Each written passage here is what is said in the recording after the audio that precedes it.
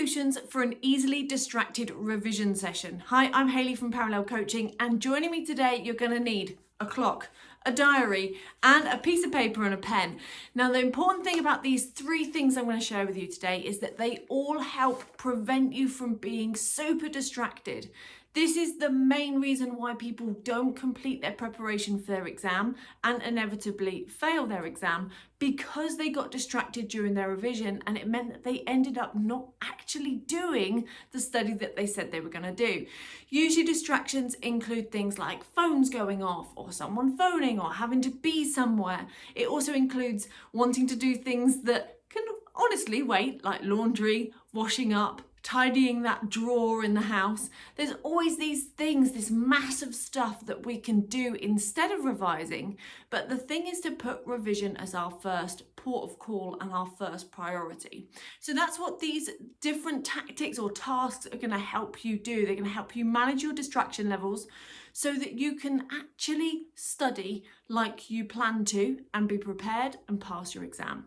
The first of these solutions is your diary. This is the solution that is going to make the biggest difference. And the first thing I get all my coaching clients and all of our revision clients and members that are working towards their exams right now is to make sure you have a diary that you use. This could be physical like this one, it could be on your phone, it doesn't matter.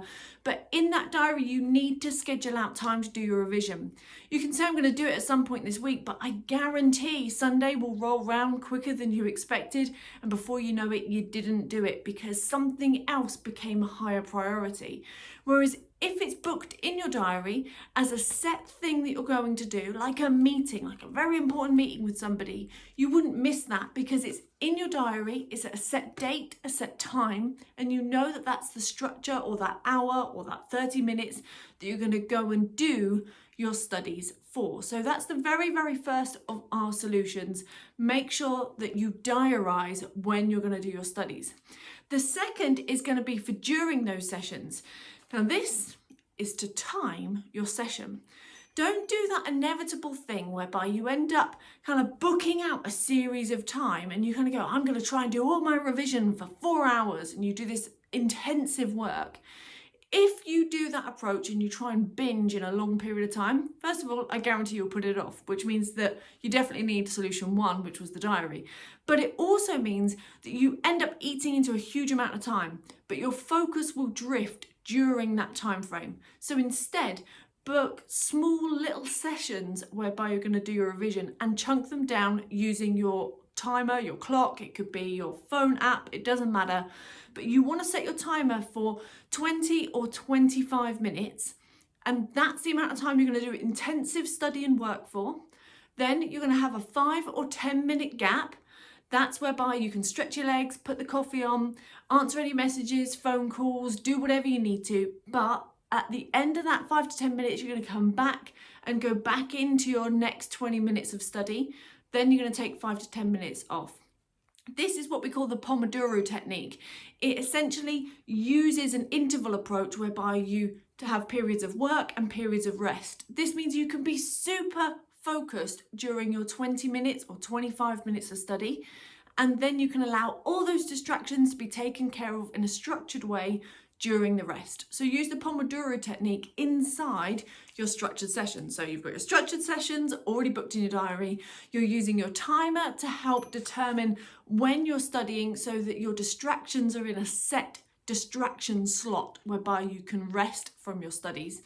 And then finally, solution number 3 is to do what we call a one-pager. Instead of rewriting the entirety of your revision manual or video tutorial or whatever means it is that you're learning, instead you're going to take a moment and you're just going to aim to get everything from that revision session into one page. So once you've booked your session and you're doing your session according to your timings, after basically 20 minutes or during that 20-minute session that you're doing, you then need to basically aim to try and fill up the entirety of one page with key bits of information. This could be an A4, you could half it, make it a little bit smaller, but the smaller it is, the better, because the idea is that you can summarize all of that information into a few bullet points, a few drawings, into one topic that shows you exactly what you've learned in that one session.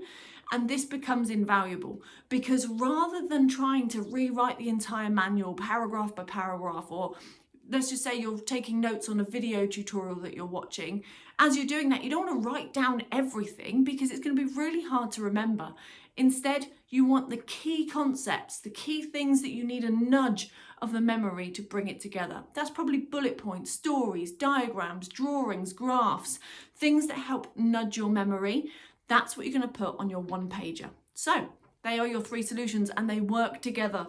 The first, book out your sessions. Make sure they're scheduled in your diary. The second, time every session and make sure that on that timing, you're chunking it down into 20 minutes of work and about 5 to 10 minutes of rest and distraction.